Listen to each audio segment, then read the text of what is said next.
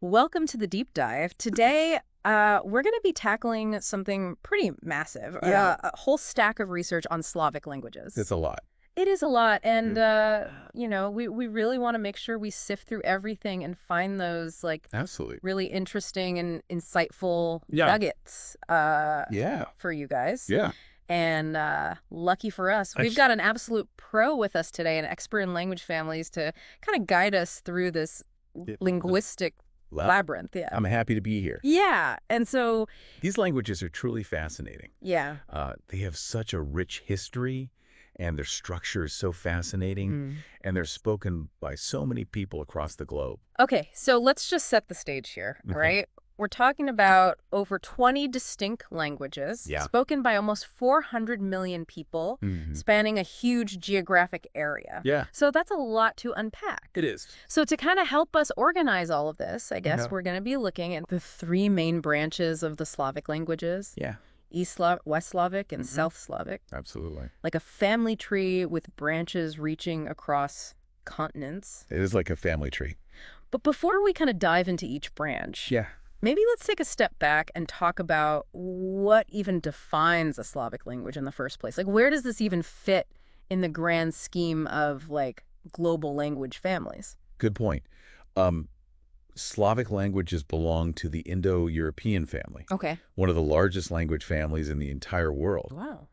This massive family includes languages like English, Spanish, Okay. Hindi, and Persian. Interesting. And within that family, Slavic languages all share a common ancestor, Okay. Proto-Slavic, which developed from the even older Proto-Balto-Slavic. So they're distant cousins to English, Spanish, all those other Yeah. Indo-European languages? They are distant cousins. That's pretty wild. It is, when you think about it. Yeah, and because they all share that common ancestor, Yeah.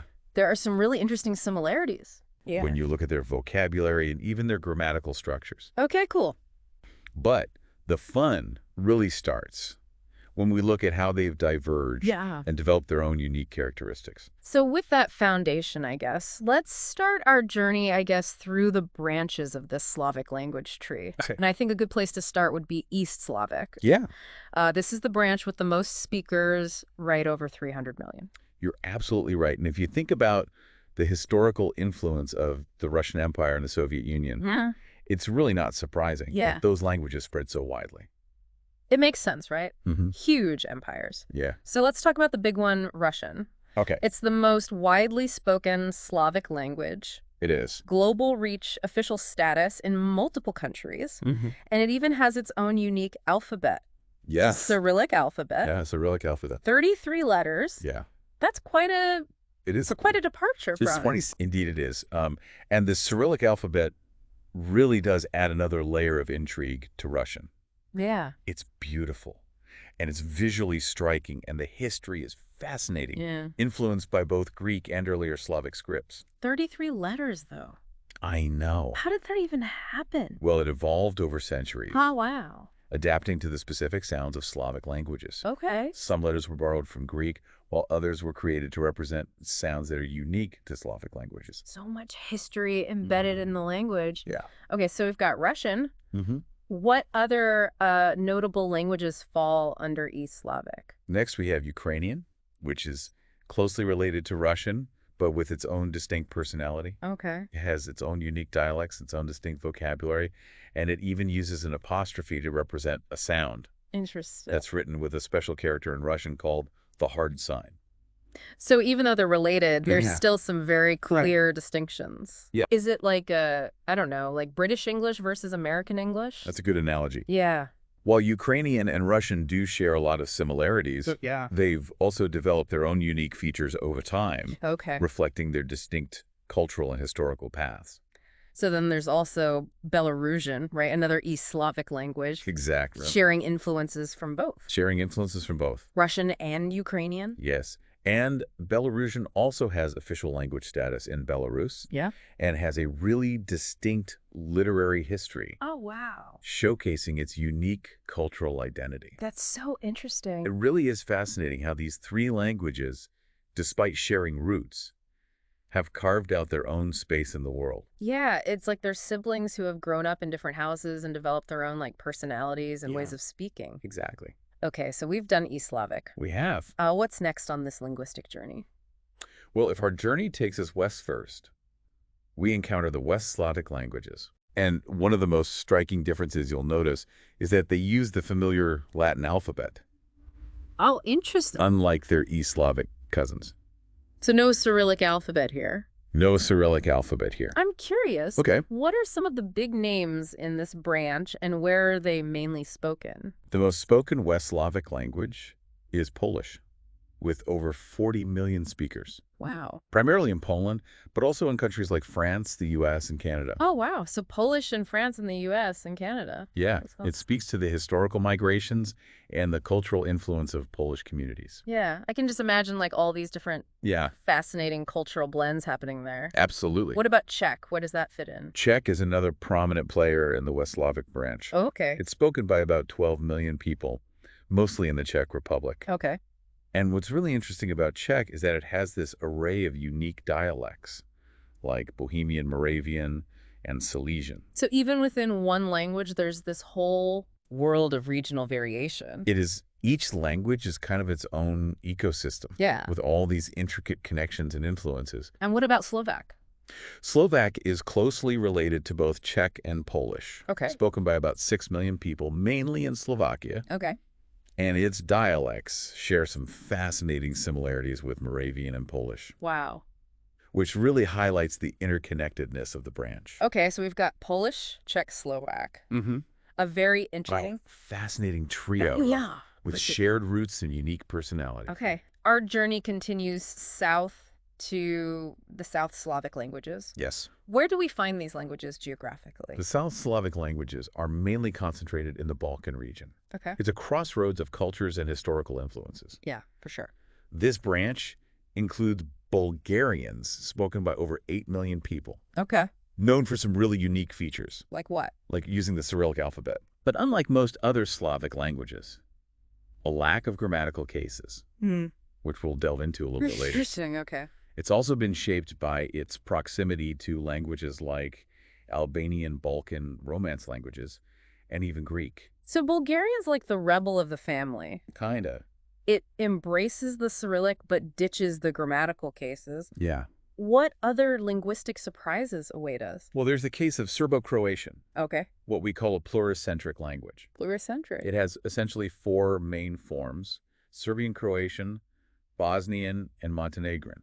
Wow. They're all closely related, Okay. but have these distinct cultural and political associations. So it's not even just about the linguistic differences. Yeah. It's really reflecting those? It's about how language reflects cultural and political identities. Yeah, that's a lot to unpack. It is. What about Slovene? Okay, so Slovene is spoken by almost 2 million people in Slovenia. Okay. It's considered a newer Slavic language, Okay. known for its numerous dialects reflecting the linguistic diversity of the region. Okay. It's also been influenced by both Slavic and non-Slavic languages, including German and Italian, Oh, wow. adding even more layers to its linguistic tapestry. Slovene sounds like a real melting pot Yes. of linguistic influences. Yes. Okay, I'm already feeling a bit overwhelmed by the sheer Yeah. diversity of all these languages, but I'm also so curious to delve deeper into I know, me too. their history and their structure and their cultural significance. Yeah. So where do we go from here? Well, now that we have a sense of the branches and some of the key players, Okay. I think it's time to journey back in time and explore the fascinating origins of these languages. Okay. You ready for a linguistic time travel adventure? I am. Let's do it. All right. Take us back to the beginning. Okay. Where did it all start? How far back can we trace the roots of these languages? Okay. Fasten your linguistic seatbelts. Mm. We're going all the way back to the Proto-Balto-Slavic era, around 1500 BC. Imagine a world where the ancestors of languages like Lithuanian, Latvian, Polish, and Russian were all part of this one big linguistic family. Wow.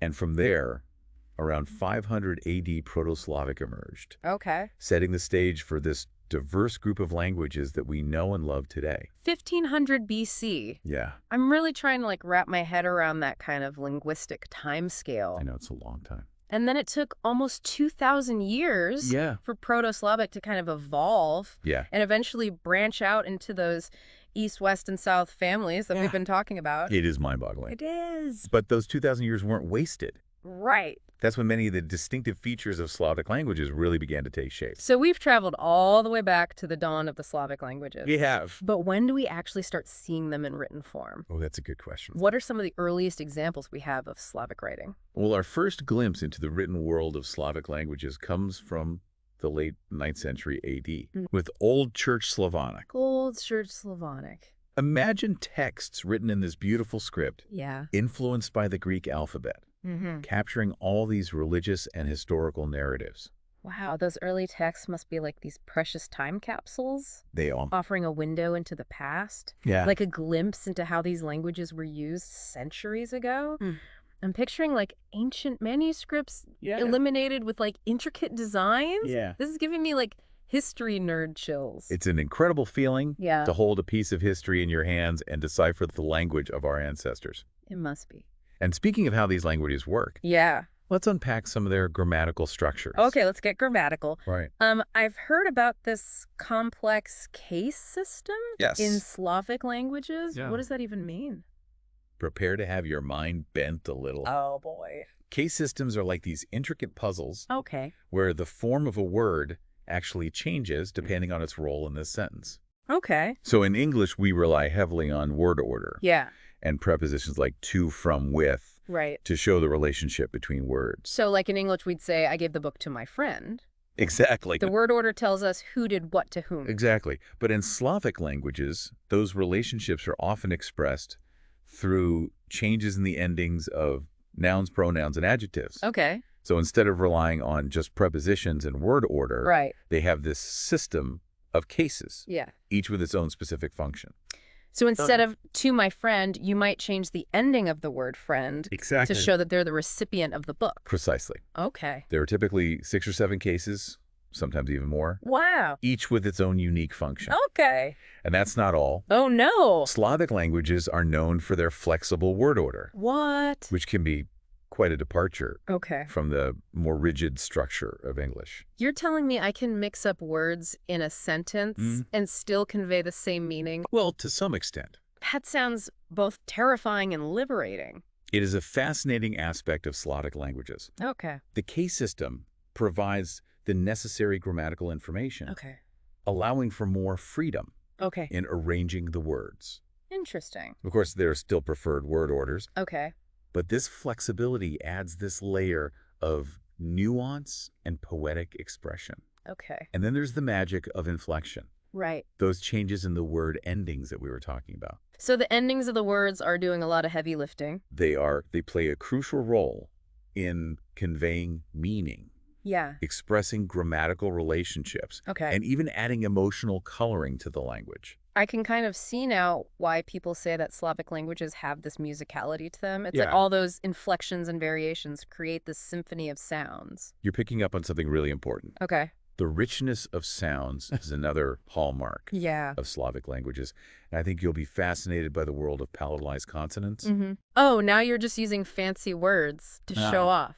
I'm not. What is a palatalized consonant? Don't worry, it's not as complicated as it sounds. Okay.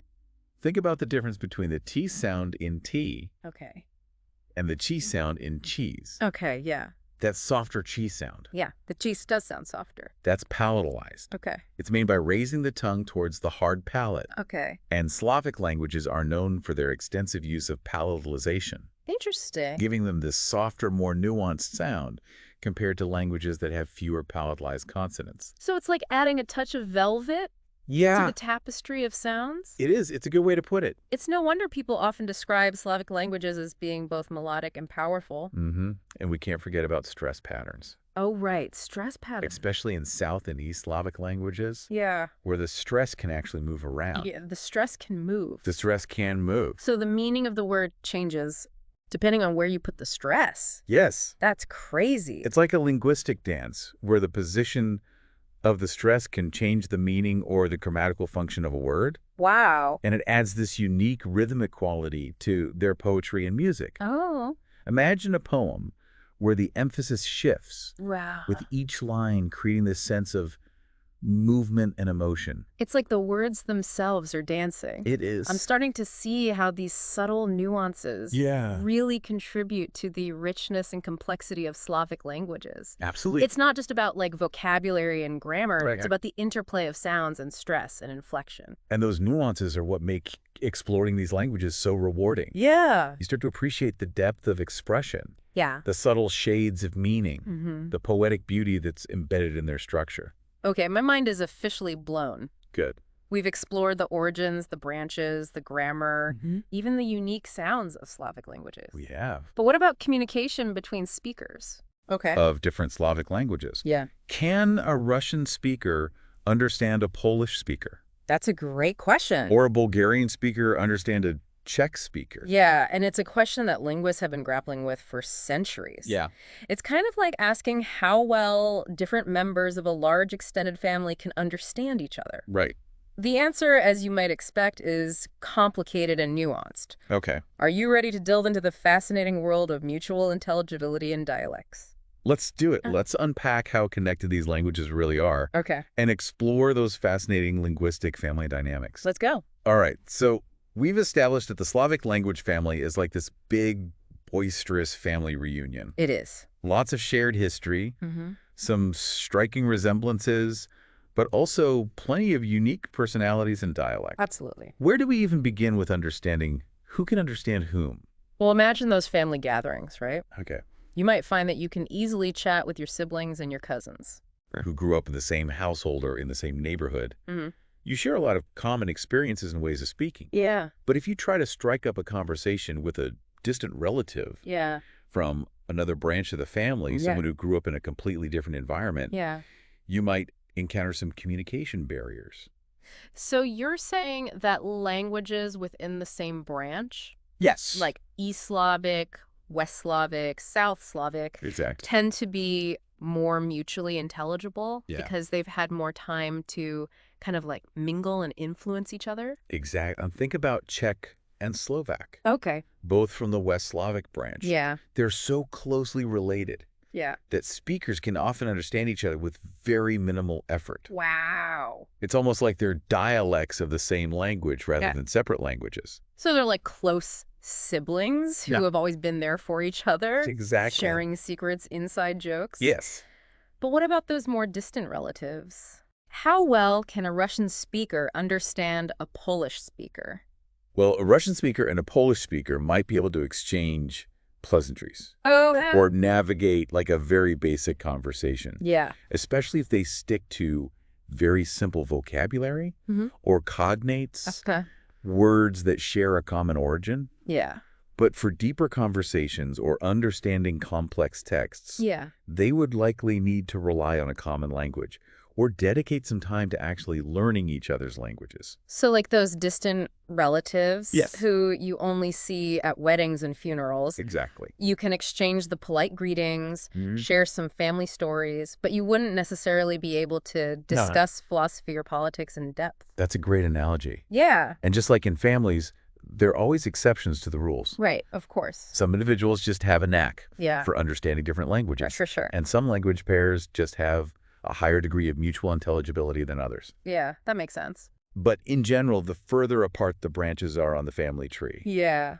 the greater that communication gap is going to be. Okay. And let's not forget about those dialects Yeah. we talked about earlier. Yes. Even within a single language, there can be all these regional variations that might impact understanding. Absolutely. It's like those quirky family members who Yeah. have their own slang and expressions that nobody else understands. Exactly. Dialects are fascinating. Yeah. They really reflect the history, the geography, and the cultural influences of a particular region. Okay. Even within a relatively small country, you can find a surprising amount of dialectal diversity. So even if you're speaking the same language, you might need to adjust your vocabulary Yeah. or your pronunciation depending on who you're talking to and where they're from. It's one of the things that makes studying languages so enriching. Yeah. You're not just learning words and grammar. Yeah. You're exploring this whole tapestry Yeah. of cultural and regional variations. And speaking of culture, we can't talk about Slavic languages without acknowledging their impact Yeah. on literature, art, music. Absolutely. I'm thinking about the global renown of Russian literature. Yes. Authors like Dostoevsky, Tolstoy, Chekhov. Yes. Their works have transcended these linguistic barriers and become part of the global literary canon. Exactly. And it's not just Russian literature. Right. Polish literature boasts Nobel Prize winners like Wisława Szymborska, Okay. known for her profound and witty poetry. Wow. Czech literature has Kafka, Oh, yeah. who explore the depths of human existence with his surreal and thought-provoking stories. Right. And Serbo-Croatian literature has given us Ivo Andrić, another Nobel laureate, who Wow. captured the complexities of Balkan history and culture. Wow. That's incredible to think about the sheer volume of literary treasures I know. waiting to be discovered in these languages. It's like each language holds a key to this whole new world of stories, perspectives, artistic expressions. It's like gaining a direct line to the heart and soul of a culture. It is. It's not just about understanding the words. Mhm. It's about understanding the emotions, the cultural nuances, Yes. the way of thinking that's embedded in the language itself. Exactly. And beyond the literary treasures, Yeah. learning a Slavic language can open up doors to new friendships, travel experiences, Yeah. even career opportunities. It's true. In a world that's increasingly interconnected, being multilingual is a valuable asset. Yeah, I'm starting to feel a bit of language envy here. I know, me too. Like, I need to add a Slavic language to my repertoire. You should. But I'm also a little bit intimidated by the challenge. Don't be intimidated. Where would somebody even begin? There are so many resources available, from language learning apps to online courses to in-person classes. Okay. And don't underestimate the power of immersion. Yeah. Watch films, listen to music, connect with native speakers. Okay. The more you surround yourself with a language, Yeah. the more natural it will become. That's good advice. Right. It's like anything else. The more you practice, the more you immerse yourself. The more comfortable you become. It's a journey, not a destination. Yes. Language learning is a journey. Yeah. Embrace the challenges and celebrate those victories along the way. Well, I think we've covered a lot of ground today I think we have. in our deep dive into the world of Slavic languages. We really have. We've explored their history, their branches, their unique grammatical features, their beautiful sounds, their complexities, and their cultural significance. We journeyed through a lot of linguistic territory. Yeah. From the ancient origins of Proto-Balto-Slavic Yeah. to the vibrancy of these languages in literature, music, and everyday life. And now we turn to you, our listener. Yes. What surprised you the most about this linguistic adventure? Yeah. What sparked your curiosity? What insights will you carry with you as you continue to explore this rich tapestry of Slavic languages and cultures? Yeah, We've given you a foundation, we have. but the world of Slavic languages is vast It- and waiting to be discovered. So go out there and explore, learn a new language, Yeah. read a classic novel, Yeah. listen to some beautiful music, Yeah. and most importantly, keep that curiosity alive. Yes. Who knows what linguistic treasures you might uncover? Happy exploring.